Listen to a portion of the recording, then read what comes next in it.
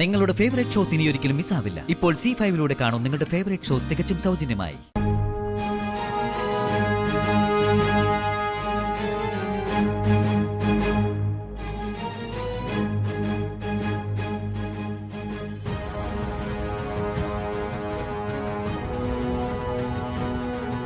നീ ഇതാണ് ഓർഡർ ചെയ്തിരുന്നത്? അതെ, ഞാൻ ഇത് തന്നെ ഓർഡർ ചെയ്തത്.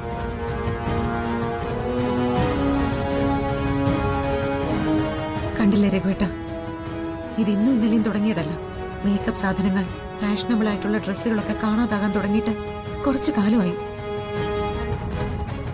അപ്പോഴൊക്കെ ചിരിച്ചും കളിച്ചും കൂടെ നിൽക്കുന്നവൻ തന്നെയാണ് ഇതൊക്കെ ചെയ്യുന്നതെന്ന് എനിക്കറിയില്ലായിരുന്നു. ഇവനെ മറ്റുള്ളവർ ക്രിമിനൽ എന്ന് വിളിച്ചാൽ എന്താ അതിലെ തെറ്റ്? ഇവനൊരു മാനസിക രോഗിയാണെന്ന് പറയുന്നതിൽ എന്താ തെറ്റ്? എന്തിനു നോക്കി നിൽക്കുന്ന? ഒടിച്ചു കൊന്നൂടെ ഇവനെ?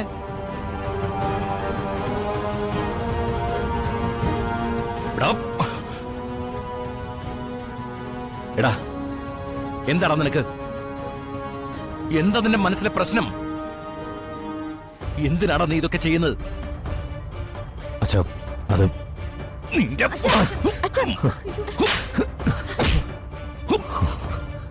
എടാ, നിന്റെ അമ്മയുടെ സ്വപ്നങ്ങൾ മാത്രമല്ല, അവളുടെ മനസ്സും ശരീരവും ഒക്കെ നീ തളർത്തി കളഞ്ഞു. എന്ത് ധൈര്യത്തിലാടാ നിന്നെ ഞങ്ങളുടെ കൂടെ താമസിപ്പിക്കേണ്ടത്? എങ്ങനെയാടാ നീ ഉറങ്ങുന്ന അതേ വീട്ടിൽ ഞങ്ങൾ സമാധാനത്തോടെ കിടന്ന് ഉറങ്ങുന്നത്?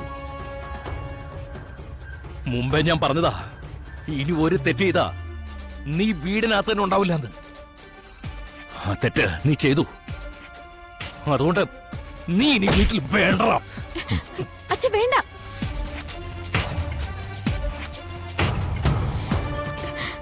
ജീവ സ്വന്തം ഇഷ്ടത്തിനല്ല അത് എടുത്തു മാറ്റിയത്.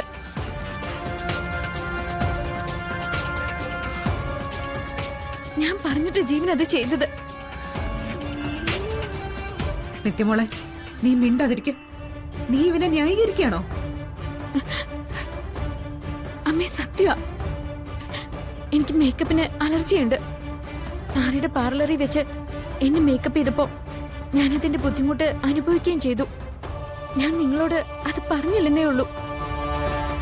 അച്ഛന്റെ അമ്മയുടെയും വിവാഹ വാർഷികം നടക്കുമ്പോ അതിവിടെ ഉണ്ടെങ്കിൽ അതിടാൻ ജ്യോതി എന്നെ നിർബന്ധിക്കും. അതോർത്തിട്ടാ ഞാൻ എടുത്ത് മാറ്റാൻ പറഞ്ഞത്. കുഴിച്ചിടുമെന്ന് ഞാൻ കരുതിയില്ല.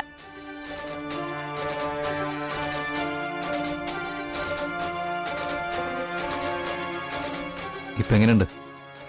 നിത്യ പറഞ്ഞപ്പോ ഞാനത് ചെയ്തെന്നേ ഉള്ളൂ. സോറി.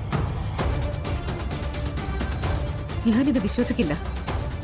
ഇങ്ങനെ എത്ര തവണ നീ ഇവനെ രക്ഷിച്ചിട്ടുണ്ട് മോളെ. എന്നിട്ട് നിനക്ക് പകരം എന്തൊക്കെയാ കിട്ടിയത്? ആര് സാക്ഷ്യം പറഞ്ഞാലും ആര് തെളിവ് തന്നാലും ഇവനെ ഞാൻ ഇനി വിശ്വസിക്കില്ല.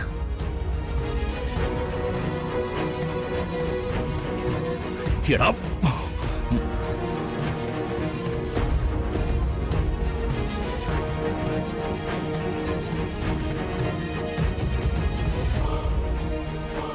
എങ്ങനെയാ നിത്യേച്ചി അമ്മയ്ക്ക് പോലും മനസ്സിലാവാത്ത ഈ മനുഷ്യനെ നിത്യേച്ചി മനസ്സിലാക്കാൻ പോകുന്നേ?